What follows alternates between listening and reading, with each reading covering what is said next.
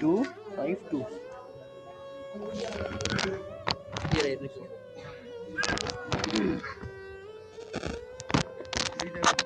श्री भाई जी बाबा की, श्री भाई जी बाबा की। प्रेम से बोलिए, श्री भाई जी बाबा की। यमुना तट सन्निकट कुंज में मृदुल शिला पर मोहन शाह। यमुना तट निकट कुंज में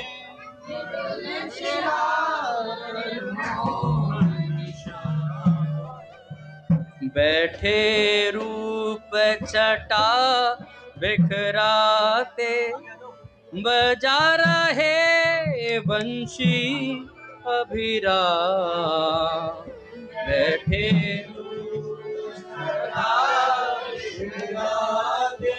बोलिए हरि बोल। वंशी अभिराम सजी सजाई चली जा रही गोपी ले कर में मटकी। सजी सजाई चली जा रही गोपी ले कर में मटकी।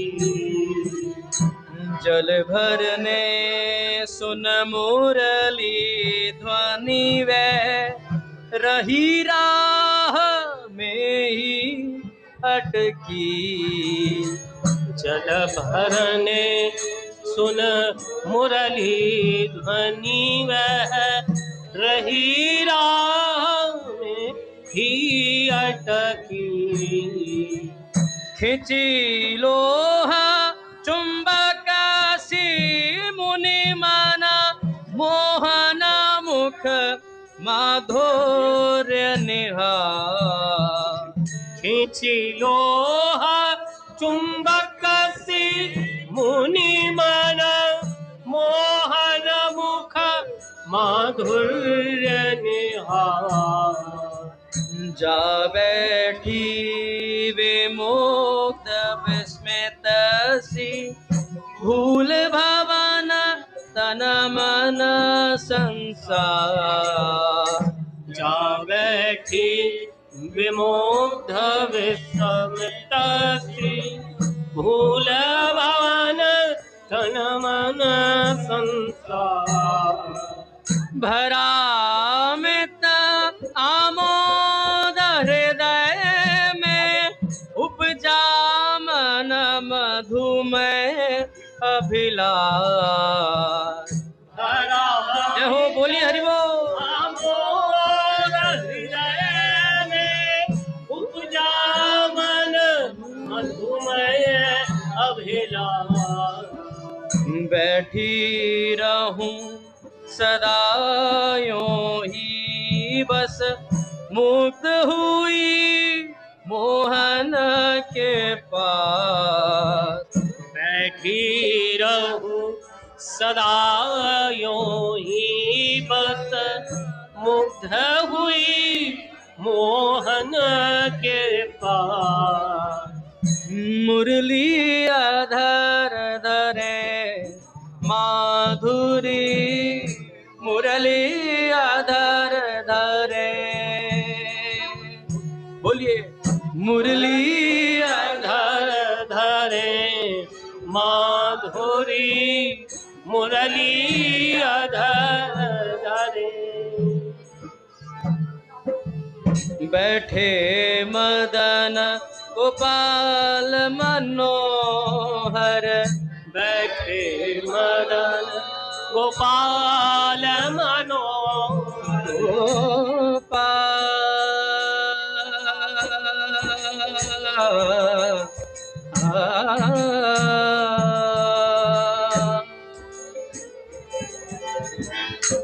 बैठे मदन गोपाल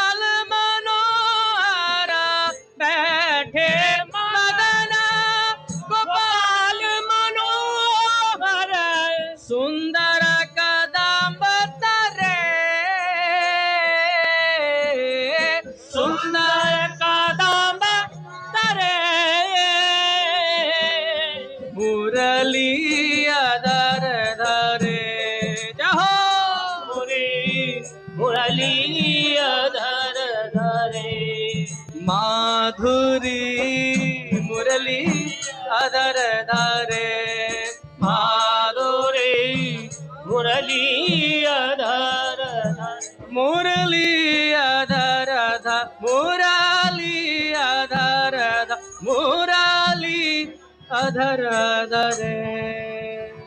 श्री भाई जी बाबा की। नाम में क्या जब अपना कर्म भरना पड़ता। बोलिए भक्तवत्सल भगवान की जय। पूज्य श्री भाई जी महाराज की जय। पूज्य श्री राधा बाबा की जय। पूज्य मैया की जय। अपने प्यारे भैया की जय। पूज्य दादा की जय। भक्तवत्सल भगवान की जय। हरि बोल। बड़े सौभाग्य का क्षण है कि आज भी हमें सत्संग और कीर्तन का परम लाभ प्राप्त हो रहा है।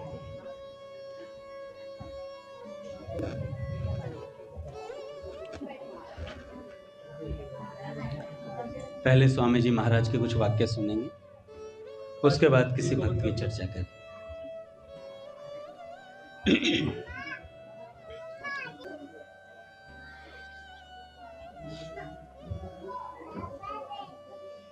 जिनके नाम का संकीर्तन संपूर्ण पापों का नाश करने वाला है और जिनको किया गया प्रणाम संपूर्ण दुखों का शांत कर देता है, नाश कर देता है, उन परम तत्व स्वरूप श्री हरि को मैं नमस्कार करता हूं। पूज्य भैया को प्रणाम।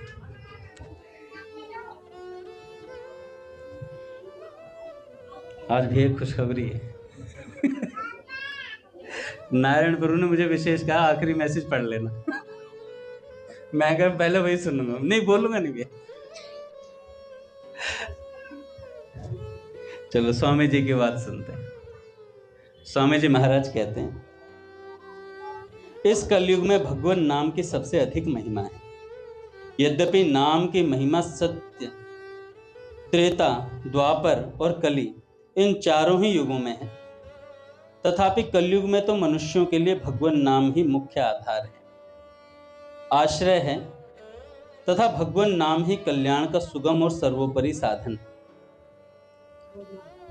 भगवान नाम का एक मानसिक जप होता है, एक उपांशु जप होता है, एक साधारण जप होता है और एक संकीर्तन होता है।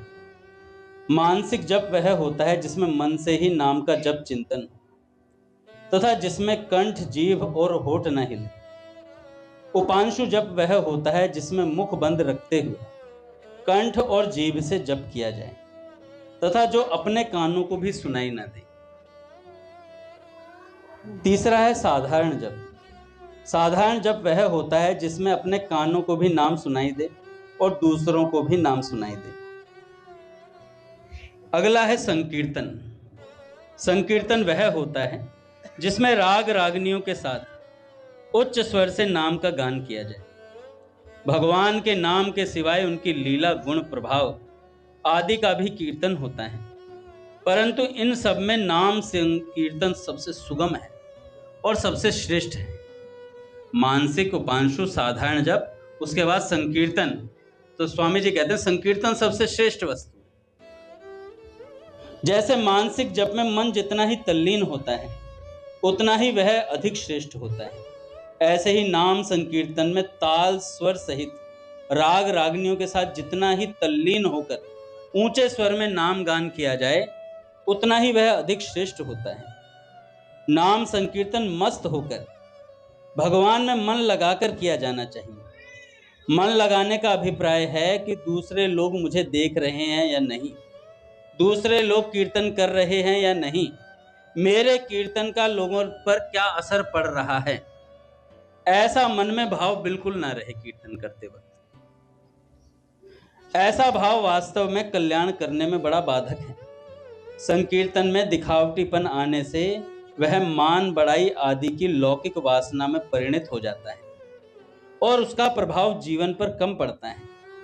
लोक वासना, देह वासना और शास्त्र वासना, ये तीन वासनाएं हैं। ऐसे ही वित्तेषणा, पुत्रेषणा और लोकेषणा, ये तीन इच्छाएं हैं। ये सब बहुत पतन करने वाली हैं। संकीर्तन करते हुए, शुभ कार्य करते हुए, सत्संग करते हुए, प्रवचन देते हुए, कथा कहते हुए भी यह कूड़ा कचरा साथ में मिल जाता है। तो संकीर्तन आदि का जो महात्म्य है ना, वह नहीं रह पाता है। यद्यपि नाम जब, कथा, कीर्तन, सत्संग आदि कभी निष्फल नहीं जाते। आज पूज्य भाई जी कह रहे थे अपने प्रवचन में कि इन सब इच्छाओं को रखते हुए अगर नाम जप किया जाए,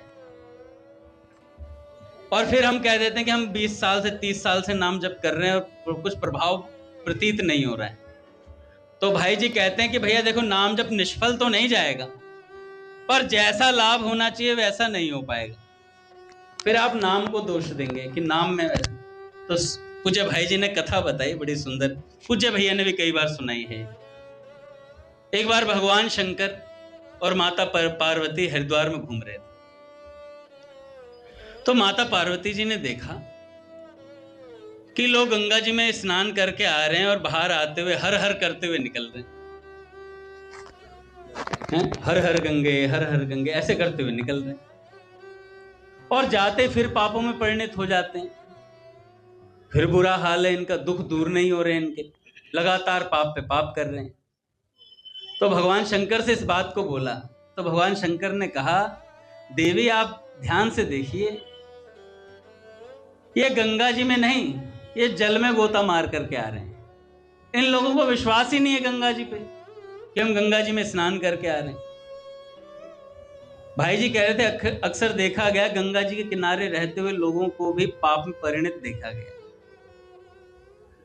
तो क्या उन पर गंगा जी में वो शक्ति नहीं रही है क्या? माता पार्वती जी ने कहा। भगवान शंकर ने कहा, गंगा जी में तो वही सामर्थ्य है, गंगा जी के सामर्थ्य में कोई कमी नहीं है, पर इनकी श्रद्धा में गड़बड़ है। तो माता ने कहा कि कुछ उदाहरण देखते हैं। भगवान शंकर ने कहा, ठीक है, आज आपको कुछ दिखाते हैं, चलो। भगवान शंकर ने कहा, तुरंत एक वृद्ध का वेश बनाया और कहा कि मैं पास में जहां ये गड्ढा है यहां गिर जाऊंगा, और कोई भी आए तो तुम एक काम करना, क्या है ना, मेरे पति गड्ढे में गिर गए हैं और इन्हें कोई निकालने में मेरी सहायता करे। हैं भैया, कोड़ी बन गए, तो इन्हें निकालने में कोई सहायता करे मेरी।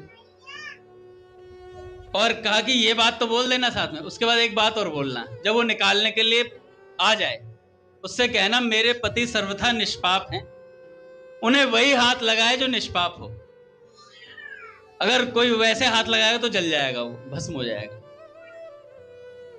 तो माता पार्वती, ठीक है जी, बिल्कुल सही बात। तो भगवान शंकर गए और वो वृद्ध कोड़ी का वो बनाया और जाकर के गड्ढे में गिर गए। अब जो भी लोग आ रहे थे स्नान करके, माता पार्वती तो वैसे ही सुंदर थी, तो कई लोग तो गलत दृष्टि भी डाल रहे थे। भाई जी लिखते हैं कि कुदृष्टि से भी देख रहे थे, कह रहे थे क्या करेगी इस बुढ़े को निकाल करके, और अलग अलग टाइप की। भाई जी ने कहा, उन बातों को शब्दों में नहीं लिखा जा सकता, ये माता का अपमान है यहाँ पर। तो उन्होंने कहा, भाई जी ने कहा कि लोग भला बुरा भी कह रहे थे, सब बातें थी, और कुछ लोग तो स्नान करके आ रहे थे और थोड़ी दया करके पास रुके भी आकर के, और आकर के कहा कुछ लोगों ने कि हम मदद कर देते हैं। तो तत्काल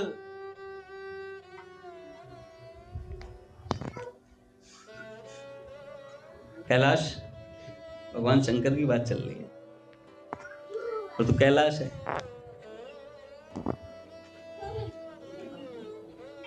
तो भगवान शंकर गड्ढे में गिरे और माता पार्वती बैठ गई, लोग आ रहे हैं गंगा जी में स्नान करके, हर हर गंगे, हर हर। कुछ श्रद्धावान थोड़े से रुके, उन्होंने कहा कि बताइए, हम थोड़ी मदद करते हैं। एक जना चला आगे, तो माता पार्वती जी ने कहा कि देखो, एक बात है, निकालने तो जा रहे हो, पर मेरे पति को वही हाथ लगाए जो सर्वथा निष्पाप हो, अन्यथा वो भस्म हो जाएगा अगर वैसे हाथ लगाएगा। अब ये बात सुनते ही काफी लोग पीछे हट गए। अरे भैया, कौन हाथ लगाए, हम ही भस्म हो जाएंगे, कौन बचाने जाए। अब ऐसे बात सोच के सब पीछे हटते चले गए। तो माता पार्वती ने भगवान शंकर से कहा क्या कोई ऐसा नहीं है जो गंगा जी में स्नान वाकई में करके आ रहा हो? कह रहे नहीं, ऐसा भी है। एक नौजवान बालक निकल के आए, गंगा जी में स्नान करके, हर हर गंगे कमंडलू लेकर के आ रहे थे अपना। तो उन्होंने देखा तो बोला, माता क्या बात है? तो माता जी ने कहा कि ऐसे ऐसे मेरे पति गड्ढे में गिर गए हैं। तो उन्होंने कहा कोई बात नहीं, मैं निकाल देता हूं। और जैसे ही बढ़ने लगे तो माता पार्वती ने कहा कि सावधान, वही मेरे पति को हाथ लगाए जो सर्वथा निष्पाप हो। अच्छा, उस बालक ने एक सेकंड भी नहीं सोचा, तुरंत उत्तर दिया। उन्होंने कहा कि आपने देखा नहीं मैं गंगा जी में स्नान करके आ रहा हूं और आप पाप की बात करती हैं? गंगा जी में स्नान करने मात्र से सारे पाप भस्म हो जाते हैं। और इतना बोला और महाराज हाथ दिया और भगवान शंकर को बाहर निकाल ले गड्ढे से। ऐसी श्रद्धा देख के माता पार्वती और भगवान शंकर ने, भोलेनाथ ने अपने असली स्वरूप के दर्शन कराए। उस बालक स्वरूप में दर्शन दिया। और जब ऐसी बात भाई जी ने, जब ये पूरी बात बता दी, भाई जी ने कहा बस यही ऐसी बात है। कह रहे नाम में तो ऐसी शक्ति है, कितनी बार गंगा स्नान करो वो भी एक नाम लेने के बराबर नहीं है। इतनी पवित्रता भगवान के नाम में। और वैसी हमारी श्रद्धा नहीं हो पाती, वैसा विश्वास नहीं हो पाता। अथवा भाई जी कह रहे थे कि हम नाम को बेच भी देते हैं। हमने राम नाम की महिमा देखी थी ना, कि बेचना मत भैया। नहीं बेचा तो भगवान की गोद में बैठ गया जाकर, हीरा लाल और पन्ना लाल। तो भाई जी कहते हैं सिर में दर्द हुआ, राम राम करते हैं, हे भगवान इस नाम के बल पे मेरा सिर दर्द ठीक हो जाए। एस्प्रिन ले लेता भाई, सेरिडॉन ले लेता, कुछ ले लेता।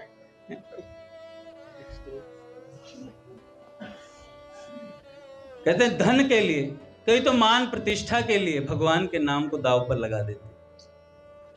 फिर उसके बाद कहते हैं मैंने 50 साल नाम जप किया, कुछ लाभ नहीं हुआ।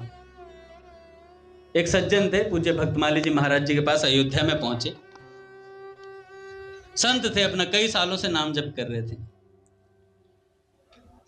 हम भी कहते हैं हमारा नाम जप कर रहे हैं, कुछ लाभ नहीं। हम सभी कहते हैं कुछ लाभ दिख नहीं रहा है। लाभ दिखता भी नहीं है, होता है, दिखेगा नहीं पर होगा वो। तो सज्जन गए, वो संत जन गए और भक्तमाली जी महाराज के चरणों में माथा टेक कर रोने लगे। कहने लगे महाराज जी 30 साल से नाम जप कर रहा हूं, कुछ लाभ प्रतीत नहीं हो रहा है। भक्तमाली जी महाराज सरल संत थे, उन्होंने कह दिया भैया जिस वस्तु से लाभ ना हो उसको करने का क्या लाभ है, उसे छोड़ देना चाहिए। छोड़ दो नाम जप, कोई आवश्यकता नहीं। जब लाभ ही नहीं हो रहा, तुम कह रहे हो 30 साल से नाम जप कर रहे हो, कोई लाभ नहीं है नाम से, तो नहीं है तो छोड़ दो, आज से नाम जप मत करना। इतनी बात बोली और भैया उनके नेत्रों से झरझर आंसू बहने लगे। कहने लगे महाराज जी लाभ नहीं हो रहा कोई बात नहीं, लेकिन छोड़ नहीं पाऊंगा, छोड़ नहीं पाऊंगा, रह नहीं सकता मैं नाम के बिना। तो भक्तमाली जी महाराज ने कहा अरे बावरे, नाम में प्रेम हो गया और कौन सा लाभ चाहिए। पट खुलेंगे महाराज। श्री राम जय राम जय जय राम, श्री राम जय राम जय जय राम, श्री राम जय राम जय जय राम,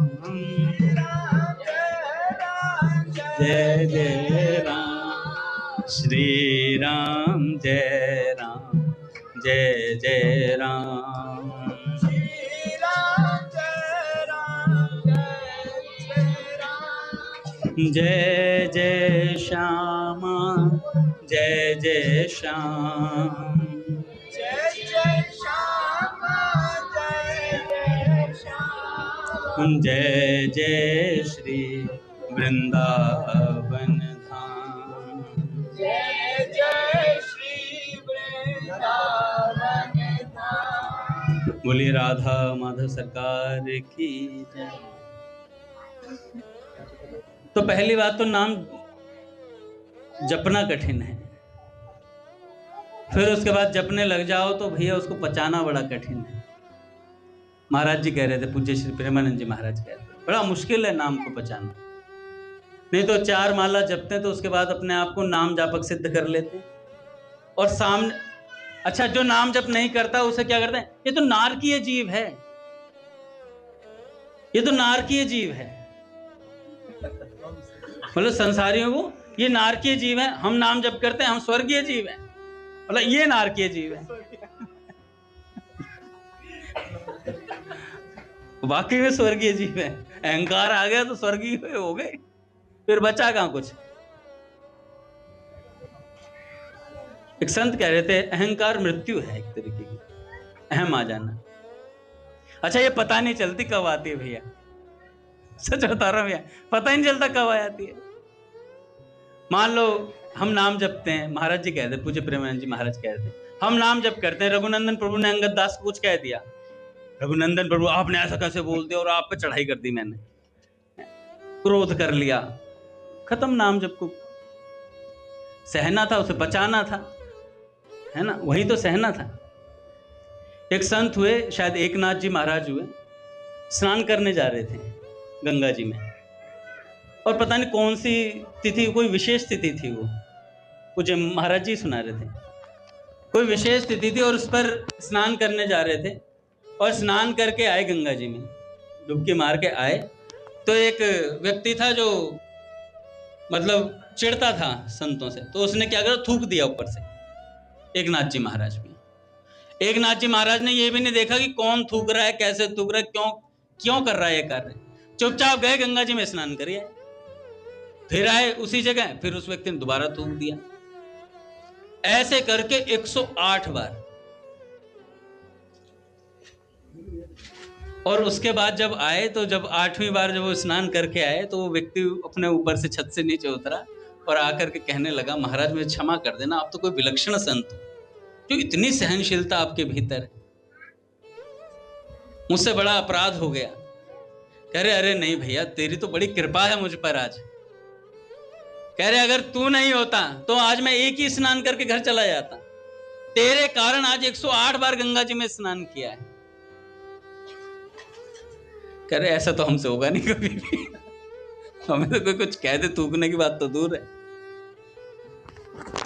बात यहां समझाई जा रही है कि सहनशीलता थोड़ी रखनी चाहिए, बात बात पर बिदक जाना है। अक्सर हम घर पे बहुत बिदकते, मैं तो बहुत बिदक जाता हूं। एक संत कह रहे थे, भैया मुझको भक्त तभी मानना जब मेरी पत्नी भक्त कह दे मुझे ये भक्त हो गए हैं। क्योंकि हम घर पे स्वाभाविक रूप में होते हैं। तो महाराज एक संत थे भी, उन्होंने ही बोला था, मैंने सुना उनके मुख से बकायदा, तो उन्होंने तभी भक्त मानना मुझे, तभी संत मानना जब मेरी पत्नी मुझे संत और भक्त मानना। तो नाम जब क्या करता है, पहले जपना कठिन है, फिर उसे पचाना कठिन है, बड़ा मुश्किल होता है भजन का पचना। शब्दों में अलौकिक ताकत है, स्वामी जी कहते हैं। जब मनुष्य सोता है तब उसकी इंद्रियां मन में, मन बुद्धि में, और बुद्धि अविद्या में लीन हो जाती है। परंतु जब सोए हुए मनुष्य को नाम लेकर पुकारा जाता है तो तत्काल उठता है, स्वामी जी कहते हैं। यद्यपि दूसरे शब्दों का भी उस पर असर पड़ता है, उसकी नींद खुल जाती है, तथापि उसके नाम का असर उस पर अधिक असर पड़ता है अगर उसके नाम से बुलाया जाए। इस प्रकार शब्द में इतनी शक्ति है कि वह अविद्या में लीन हुई कर्णेंद्रिय को जागृत करके मनुष्य को उठा देता है। ऐसे ही भगवान नाम संकीर्तन से जन्म जन्मांतर से अज्ञान निद्रा में सोया हुआ मनुष्य भी जग जाता है। इतना ही नहीं, नाम संकीर्तन के प्रभाव से सब जगह विराजमान भगवान भी प्रकट हो जाते हैं। भगवान ने कहा, नाहम वसामि वैकुंठे योगी नाम हृदय न च मद भक्ता यत्र गायन्ति तत्र तिष्ठामि नारद। नारद जी, न तो मैं वैकुंठ में निवास करता हूं, न योगियों के हृदय में, अपितु जहां मेरे भक्त मेरे नाम का कीर्तन करते हैं मैं वहीं रहता हूं। भगवान नाम की अपार महिमा होने से उसके मानसिक जप का भी संपूर्ण प्राणियों पर प्रभाव पड़ता है। परंतु नाम संकीर्तन का प्रभाव वृक्ष, लता आदि स्थावर और मनुष्य पशु पक्षी आदि जंगम प्राणियों पर तो पड़ता ही है, निर्जीव पत्थर, काष्ठ, मिट्टी, मकान आदि पर भी उसका बहुत प्रभाव पड़ता है। जहां नाम जप, ध्यान, कथा, सत्संग आदि भगवत संबंधी बातें हो रही हों अथवा पहले हुई हों, वहां जाने से शांति मिलती है। सेठ जी कहते हैं कितनी शांति मिलती है। आप वट वृक्ष पे जाते हो, गंगा जी के किनारे वट वृक्ष पे 7 नंबर पे जब जाते हैं, जहां सेठ जी सत्संग किया करते थे, स्वामी जी सत्संग किया करते थे, इतनी अद्भुत शांति का अनुभव होता है। वहां बैठे रहो घंटों, बैठे रहो, कुछ नहीं करना, सोचो भी मत, कुछ भगवान को भी मत सोचो, बस वहां बैठे रहो। इतनी अद्भुत शांति का अनुभव होता है, ऐसा लगता है स्वामी जी सेठ जी इर्द गिर्द घूम रहे हैं। इसलिए जहां संतों ने भजन किया है उन जगहों पर अवश्य जाना चाहिए। एक बार आप ठाकुर द्वारे में जाना कैंसिल कर सकते हो, लेकिन जहां संतों ने भजन किया है वहां जाने से विलक्षण प्रभाव पड़ता है साधक के जीवन पर। पहले हम जाते थे, हम वृंदावन के जब जाते थे वृंदावन, हम सोचते थे वृंदावन के सारे मंदिरों के दर्शन कर लेंगे आज ही एक दिन में, फलानी जगह इधर उधर उधर भगते रहते थे। अब जब संतों से सुन लिया महिमा तो अब बस कुछ नहीं करते, अब बस एक जगह जाके ठहराव चाहिए कि वहां जाकर के संत की कोई भजन स्थली हो, वहां जाकर के भजन किया जाए, थोड़ा नाम जप किया जाए।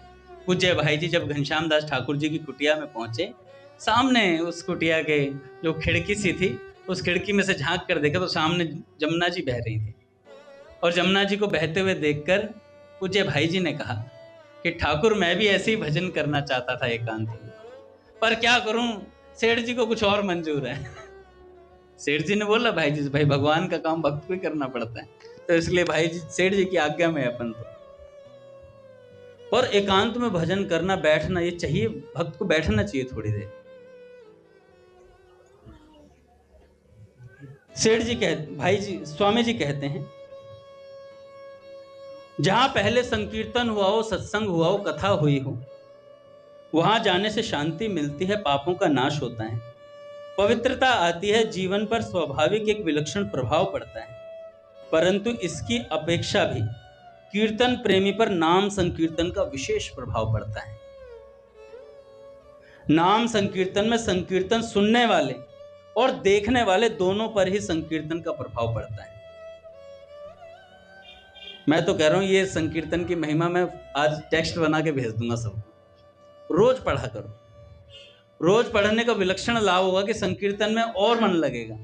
सेठ जी कहते हैं कोई बात नहीं, ठाकुर जी सामने नेत्र बंद कर लो, उसके बाद भगवान के नाम का संकीर्तन करो, और ये सोचो जितने जनों की आवाज आ रही है, भगवान ने कहा है नहाम वसामी वैकुंठे, मैं वहीं रहता हूं जहां मेरे भक्त कीर्तन करते हैं, तो जितने जनों की आवाज आ रही है वो मेरे भगवान की आवाज आ रही है, ऐसा मान करके संकीर्तन करें। सेठ जी कहते हैं तो उसका विलक्षण प्रभाव उतर करके आएगा जीवन के अंदर। नाम संकीर्तन में कीर्तन सुनने वाले, देखने वाले दोनों पर प्रभाव पड़ता है।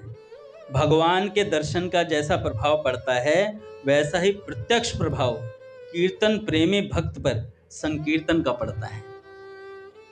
संकीर्तन में भगवान आनंद रूप से, प्रेम रूप से प्रकट होते हैं, उसमें प्रत्यक्ष एक रस आता है जिसका अनुभव कीर्तन करने वाले करते हैं।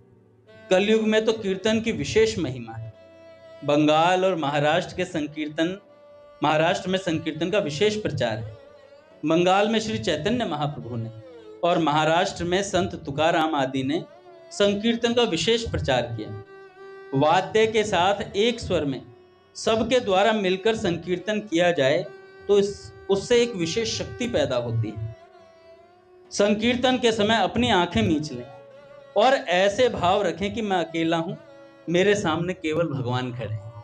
स्वामी जी महाराज कहते हैं मैं अकेला हूं, मेरे सामने केवल भगवान खड़े हैं, दूसरों की जो आवाज आ रही है वह भगवान की ही आवाज है।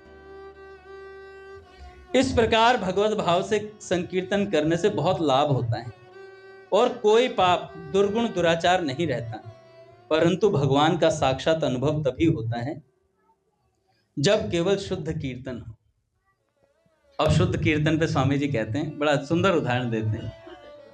कहते हैं महाराष्ट्र में समर्थ गुरु रामदास बाबा एक सिद्ध संत हुए। इनके संबंध में एक बात प्रसिद्ध है। यह हनुमान जी के बड़े भक्त थे। और इनको हनुमान जी के दर्शन हुआ करते थे।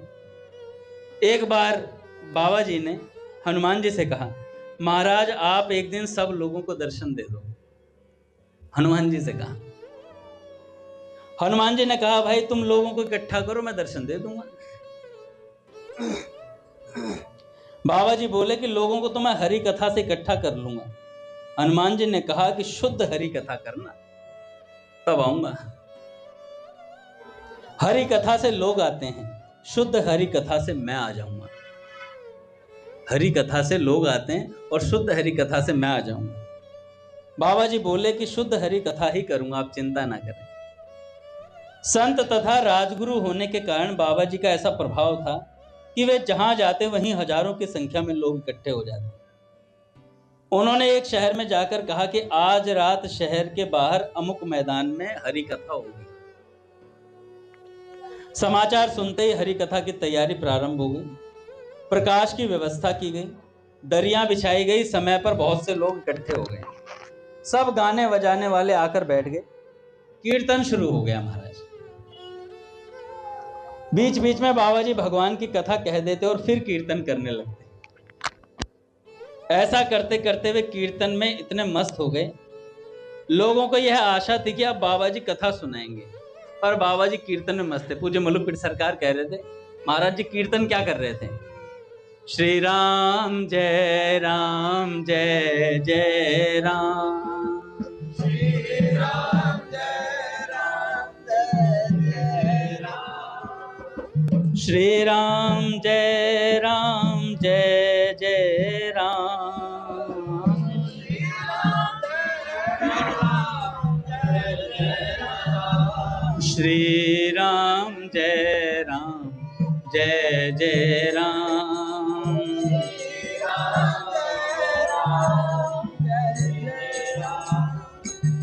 तो भैया लोग आते चले गए, कथा सुन रहे थे। अब क्या हुआ, धीरे धीरे लोग उठने लगे। जब कीर्तन लंबा चलने लगा, धीरे धीरे लोग उठने लगे। घर में कीर्तन करने की बात कहकर कुछ लोगों ने बहाना बना दिया, हमारे घर पे भी कीर्तन, हम जा रहे हैं। बाबा जी के पास में बैठे लोग कान पर जनेऊ टांग कर कहने लगे, हम थोड़ी देर टॉयलेट करके आ रहे हैं। उठ के भाग गए। थोड़ी देर में सभी लोग उठकर चले गए। धीरे धीरे गाने बजाने वाले भी खिसक गए, टेंट वाले ने दरी लपेट ली।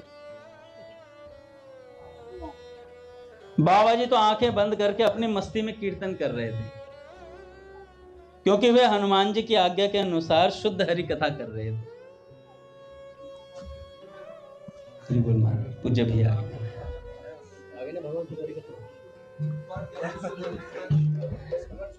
जी भैया।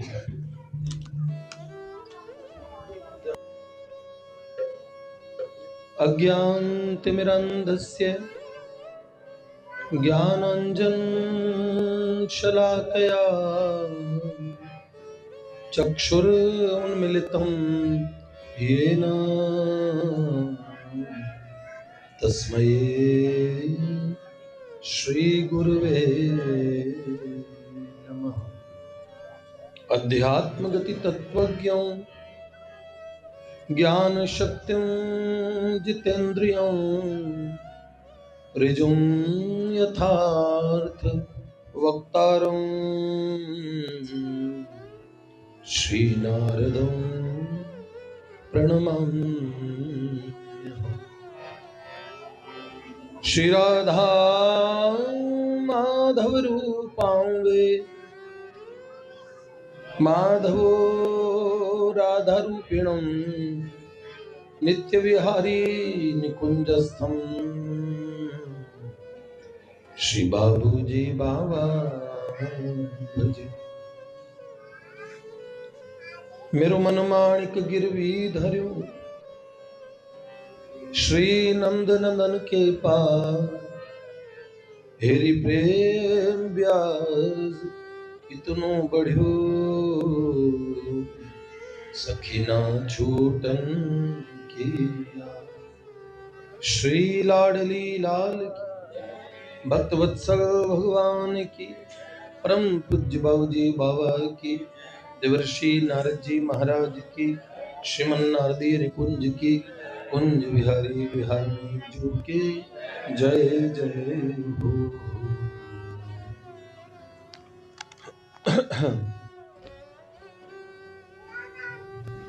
कैसे हैं आप सब लोग? ठीक हैं?